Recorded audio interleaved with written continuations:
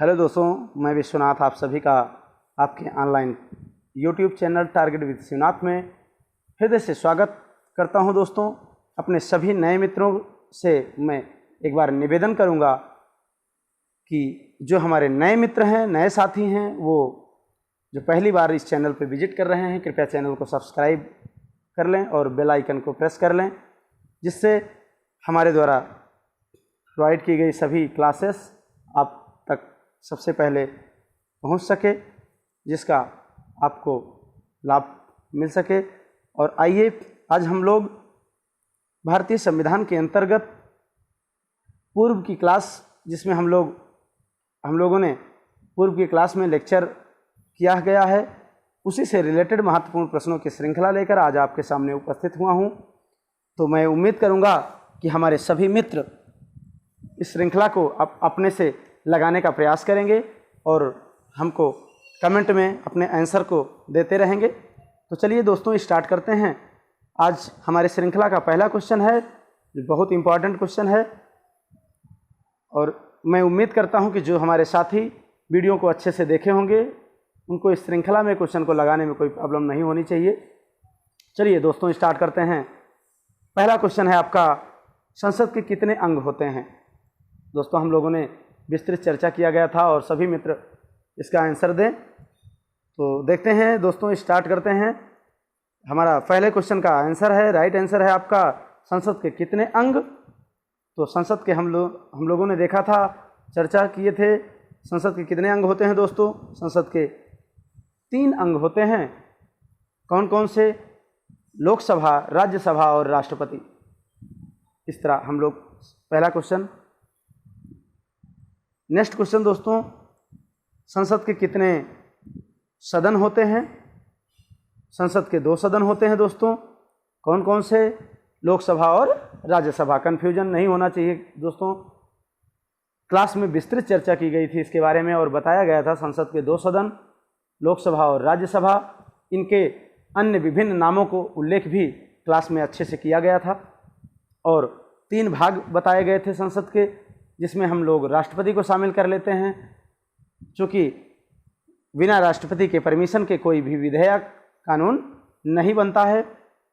इसका उल्लेख हम लोगों ने क्लास में अच्छे से डिस्कस किया गया था।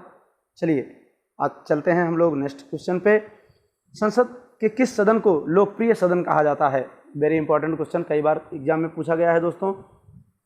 कमेंट करिए, आंसर बताइए आप लोग। संसद के किस सदन को लोकप्रिय सदन कहा जाता है? तो आपका राइट आंसर है Lok Sabha. Lok Sabha, house of people.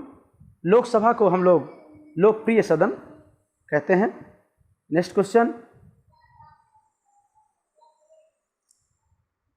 Next question 4th है आपका, लोकसभा में निर्वाचित होने के लिए किसी भी व्यक्ति की न्यूनतम आयु सीमा कितनी होनी चाहिए? सभी मित्र हमारे कमेंट करें। लोकसभा में निर्वाचित होने के लिए किसी भी व्यक्ति की न्यूनतम आयु सीमा कितनी होनी चाहिए? हम लोगों ने डिस्कस किया था। लोकसभा जो कि हमारा निम्न सदन है, उच्च सदन क्या है? राज्यसभा। राज्यसभा उच्च सदन है, इसलिए राज्यसभा के लिए आयु क्या होगी? 30 वर्ष होगी, और लोकसभा निम्न सदन है, इसलिए आयु क्या होगी? उससे कम होगी, अर्थात 25 वर्ष होगी। इसलिए इसका राइट आंसर है दोस्तों 25 year. Next question. Next question पे चलेंगे दोस्तों। 5वां क्वेश्चन है अपनी श्रृंखला का, जो महत्वपूर्ण क्वेश्चन की श्रृंखला है। इसमें 5वां क्वेश्चन है दोस्तों, लोकसभा के निर्वाचन के बारे में निम्न में से कौन सा कथन सत्य नहीं है? आप सभी कथनों पे विचार कीजिए। पहला कथन है आपका, निर्वाचन वयस्क मताधिकार के आधार पर होता है। दूसरा विकल्प है आपका, निर्वाचन का संचालन निर्वाचन आयोग करता है। तीसरा ऑप्शन है, निर्वाचन के लिए मतदाताओं की सूची राष्ट्रपति के निर्देशन और नियंत्रण में तैयार किया जाता है। निर्वाचन आयोग के अनुरोध पर राष्ट्रपति निर्वाचन आयोग को उसके कार्यों के निर्वहन के लिए आवश्यक कर्मचारी उपलब्ध कराते हैं। आप सभी चारों कथनों पर विचार कीजिए दोस्तों और राइट आंसर का कमेंट कीजिए। लोकसभा के निर्वाचन के बारे में निम्न से कौन सा कथन सत्य है? तो निर्वाचन वयस्क मताधिकार के आधार पर होता है। ये कथन सत्य है। निर्वाचन का संचालन निर्वाचन आयोग करता है, ये भी कथन सत्य है दोस्तों। निर्वाचन के लिए मतदाताओं की सूची राष्ट्रपति के निर्देशन और नियंत्रण में तैयार होता है, ये कथन असत्य है दोस्तों। चूँकि निर्वाचन के मतदाताओं की सूची राष्ट्रपति के निर्देशन में नहीं बल्कि निर्वाचन आयोग के निर्देशन और नियंत्रण में तैयार की जाती है। इस तरह जो इस क्वेश्चन का राइट आंसर होगा वो आपका ऑप्शन सी होगा। नेक्स्ट क्वेश्चन पे चलते हैं दोस्तों। नेक्स्ट क्वेश्चन है हमारा, भारतीय संविधान में निर्धारित किए गए लोकसभा में सदस्यों की अधिकतम संख्या क्या होती है? तो हम लोगों ने चर्चा किया था कि लोकसभा में मैक्सिमम सदस्य संख्या कितनी है। राइट आंसर आपका ऑप्शन नंबर बी 552 सदस्य, जिसमें से हम लोगों ने डिवाइड करके पढ़ा था कि 552 में से 530 सदस्य राज्यों का प्रतिनिधित्व करते हैं, 520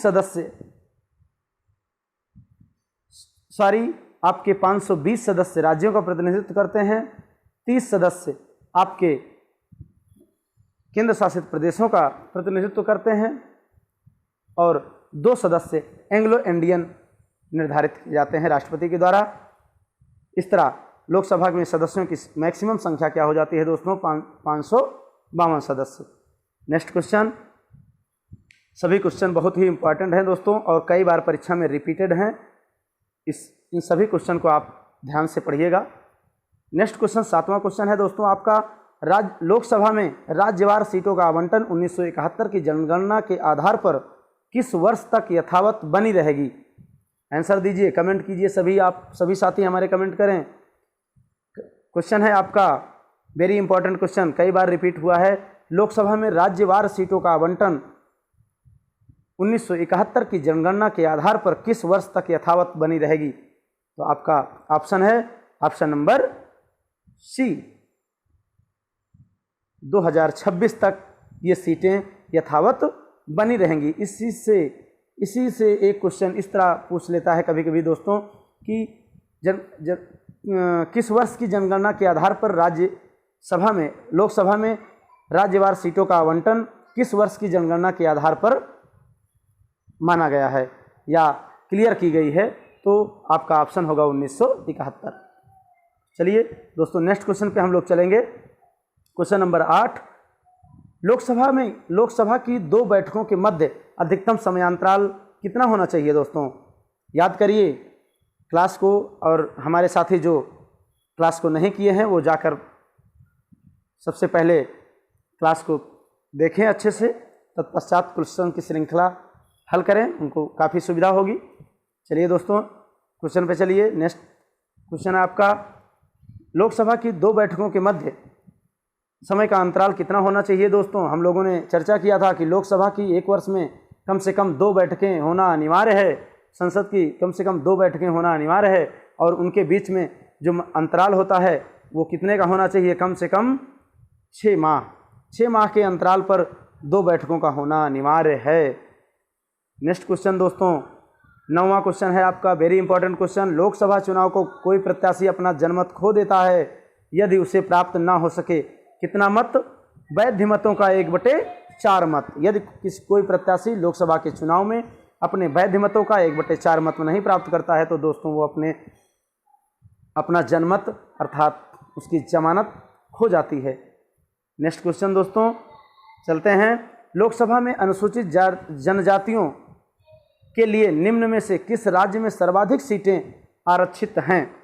ध्यान रखिए दोस्तों, लोकसभा में अनुसूचित जनजातियों की बात की जा रही है।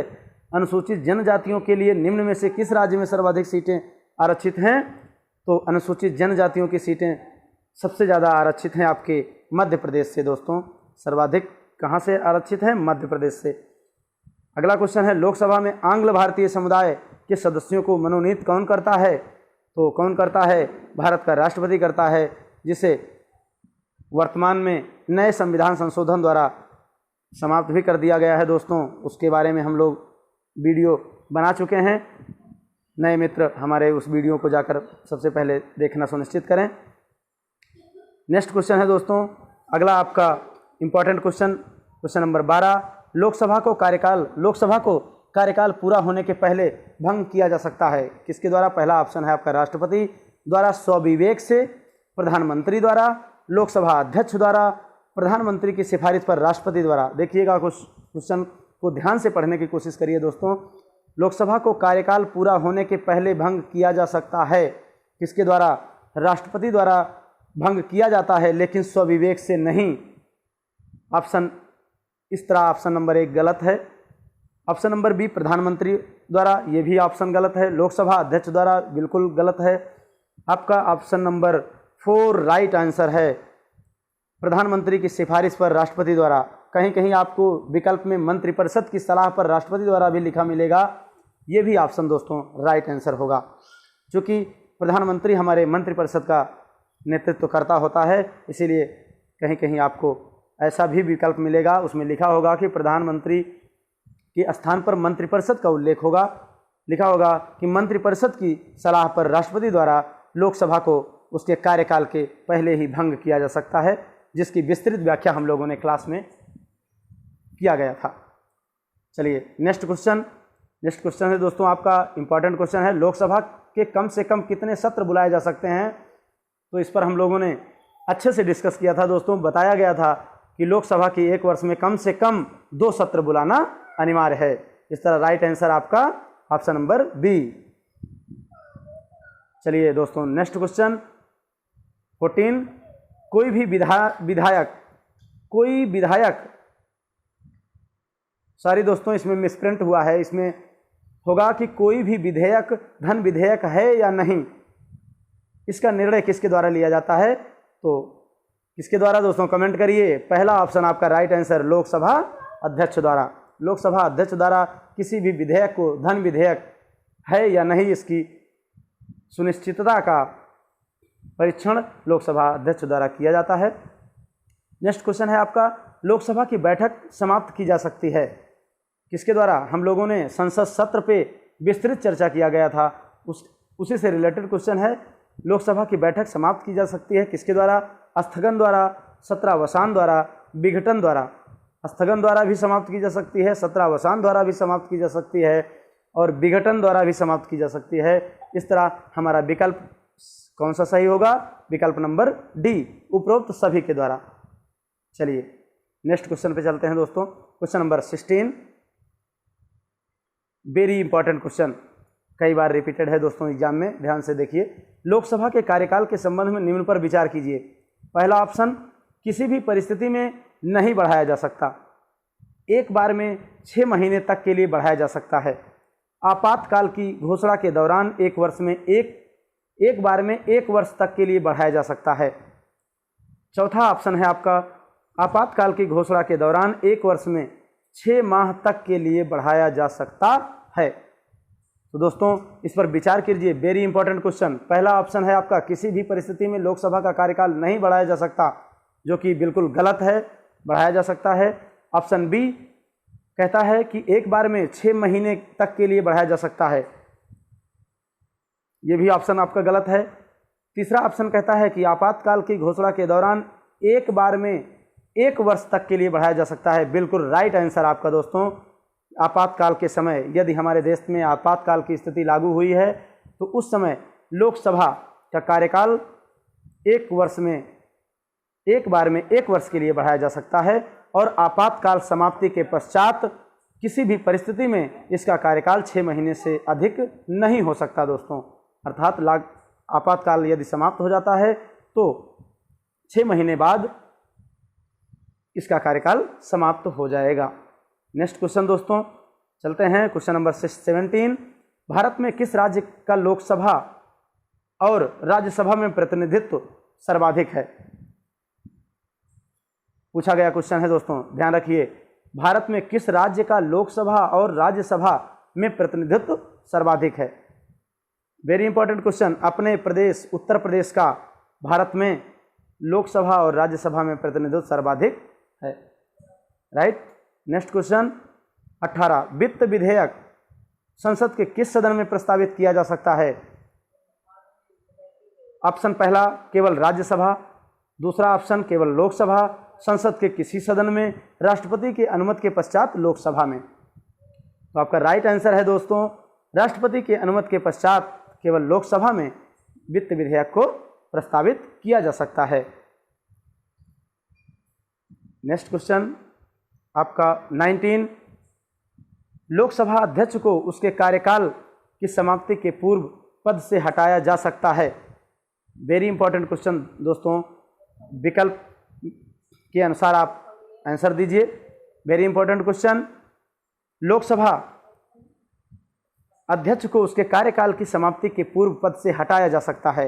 राष्ट्रपति द्वारा उसके इच्छानुसार, राष्ट्रपति द्वारा मंत्रिपरिषद की सलाह से, लोकसभा द्वारा इस आशय के पारित प्रस्ताव के आधार पर, संसद द्वारा पारित प्रस्ताव के आधार पर। तो सभी विकल्पों पर ध्यान दीजिए। पहला ऑप्शन है राष्ट्रपति द्वारा इसके इच्छानुसार, बिल्कुल गलत, बिल्कुल रॉन्ग आंसर। सेकंड ऑप्शन आपका राष्ट्रपति द्वारा मंत्रिपरिषद की सलाह से, ये भी ऑप्शन आपका गलत है। ऑप्शन सी आपका बोलता है कि लोकसभा द्वारा इस आशय से पारित प्रस्ताव के आधार पर, बिल्कुल सही राइट आंसर आपका। यदि लोकसभा के सदस्यों द्वारा इस आशय का प्रस्ताव, इसकी लोकसभा को हटाने के लिए बहुमत द्वारा पारित प्रस्ताव लाया जाता है, तो लोकसभा अध्यक्ष को उसके पद से हटाया जा सकता है। इस तरह आपका option number C right answer. Next question दोस्तों, चलते हैं क्वेश्चन नंबर 20, लोकसभा अध्यक्ष का चयन किसके द्वारा किया जाता है। लोकसभा अध्यक्ष का चयन, पहला ऑप्शन है राज्यसभा के सभी सदस्यों द्वारा, दूसरा ऑप्शन है संसद के निर्वाचित सदस्यों द्वारा, तीसरा ऑप्शन है लोकसभा के सभी सदस्यों द्वारा, और चौथा ऑप्शन है आपका राष्ट्रपति द्वारा। तो ऑप्शन पे ध्यान दीजिए दोस्तों, कमेंट करिए राइट आंसर क्या है। पहला ऑप्शन दिया गया है आपका राज्यसभा के सभी सदस्यों द्वारा, बिल्कुल गलत आंसर। संसद के निर्वाचित सदस्यों द्वारा, ये भी आपका ऑप्शन गलत है। आपका थर्ड ऑप्शन है लोकसभा के सभी सदस्यों द्वारा, बिल्कुल राइट आंसर है। लोकसभा के सभी सदस्यों द्वारा, जब लोकसभा के सभी सदस्यों का चुनाव हो जाता है तो दोस्तों लोकसभा के पहली बैठक में सभी सदस्यों द्वारा लोकसभा के अध्यक्ष का चयन किया जाता है। उसके बाद लोकसभा का अध्यक्ष अपने सदन के संचालन हेतु पीठासीन होता है, वहाँ से लोकसभा के सदन की समस्त कार्यवाहियाँ संचालित होती हैं। दोस्तों इस तरह आज हम लोग भारतीय संविधान के अंतर्गत संसद के द्वितीय सदन अर्थात लोकसभा पर चर्चा किया। उससे रिलेटेड समस्त महत्वपूर्ण क्वेश्चन को हम लोगों ने देखा और मैं उम्मीद करता हूं कि ये सभी क्वेश्चन आपको अच्छे से पसंद आए होंगे, और इस पर किसी प्रकार की कोई प्रॉब्लम हो तो आप कमेंट में हमको बताने का प्रयास करें। इसी के साथ मैं इस क्लास को यहीं पे समाप्त करता हूं दोस्तों। मैं आपको एक बार पुनः धन्यवाद देते हुए इस क्लास को यहीं पे समापन। आप सभी मित्रों का हृदय से इस ऑनलाइन यूट्यूब चैनल में पुनः धन्यवाद।